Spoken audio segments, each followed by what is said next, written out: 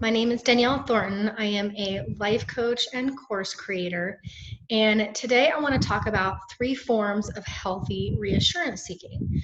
But first, let's talk about why reassurance seeking is actually frowned upon when it comes to OCD and anxiety. So OCD and anxiety stems from the fear that you're going through with certain thoughts, a fear of the future, or a fear of uncertainty. And so what your mind is trying to do is it's trying to keep you safe by seeking reassurance anywhere that it can. We might be looking for articles or things that tells us that we're right or we're thinking the right way, or proof that what we're hoping will happen will actually happen. We might be seeking reassurance from our partner to tell us how they feel, to tell us what we want to hear, or to tell us how they feel or that they won't leave us in some way. Or we might be looking for proof that our beliefs, the internal beliefs that we have going on, are actually true. And so when we start looking for something, whether it's good or bad, we're probably going to find it because there's a lot of information out there and there's a lot of different opinions. And if we look hard enough, we'll find what we're looking for. But because the anxiety is all in our heads, there's nothing outside of us that is ever going to reassure us. It's usually very short-term reassurance, but long-term, when the root of it is what's going on in your head and you're seeking something outside of yourself for that reassurance, you're never going to find it because what's going on in your head is always going to come back over and over and over again because that's where the anxiety and fear is stemming from. We are the only ones that can provide ourselves any sort of certainty or reassurance because we're in charge of our lives and we're in charge of what's going on in our heads. The key is to get comfortable with uncertainty and get comfortable with feeling uncomfortable in general. This is really key because one of the most common coping mechanisms for anxiety and OCD is avoidance. We're avoiding our feelings. We're avoiding feeling the uncomfortable feelings. We're avoiding the things that scare us all of the time. And the problem with that is what we avoid only grows stronger. It grows bigger, and it makes that thing that we're afraid of just seem that much scarier because our coping mechanism is taking us away from it. We've all heard about facing our fears, right? And that is exactly what you need to do because when you start to face your fears, you're actually building inner strength and you're building confidence in yourself, which is really, really important. And the great thing is that's actually going to bring you more certainty, which is exactly what you're looking for. So let's talk about healthy reassurance seeking. So when it comes to reassurance seeking, there's nothing wrong with seeking reassurance.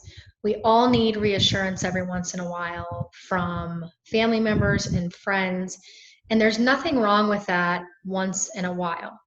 But the problem is when we're suffering from anxiety and OCD, we tend to seek reassurance all the time. And the problem with this is that it weakens your sense of self and it actually creates more anxiety in the long term.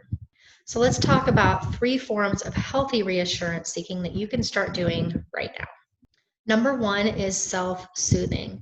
This is really crucial. The ability to soothe yourself and be there for yourself in the long run. A lot of times when we suffer from anxiety, OCD, depression, we have a really bad habit of not having a very good relationship with ourselves and not being there for ourselves. And so we tend to rely on other people, which is always going to lead to disappointment because nobody else can really know what you need and know what you're feeling all the time. And not only that is they don't always know what to do. So it creates a lot of disappointment when we have expectations like this. The second one is building a strong sense of self. Super important. And what this means is knowing who you are and knowing what you need in your life, to put it in a nutshell. The third form of healthy reassurance seeking is actually strengthening your subconscious internal beliefs. And what this is going to do is this is going to create a lot of certainty for you because these ingrained beliefs that a lot of us have, which often are very limiting, are running in the background all of the time. It's affecting our behavior, it's affecting our thoughts and the filter that we see life through. It's how we interpret other people's behavior. So let's say that you have a partner that comes home and they're in a really bad mood, they're not very talkative, and if you have a belief that I'm not good enough, then you might start to blame yourself for the fact that your partner isn't having a good day or they're kind of shut down. And when we do that, we create a lot of pain for ourselves. And most of the time, it really doesn't have anything to do with us. It's just that they may have had a bad day and they might need a little bit of time to decompress.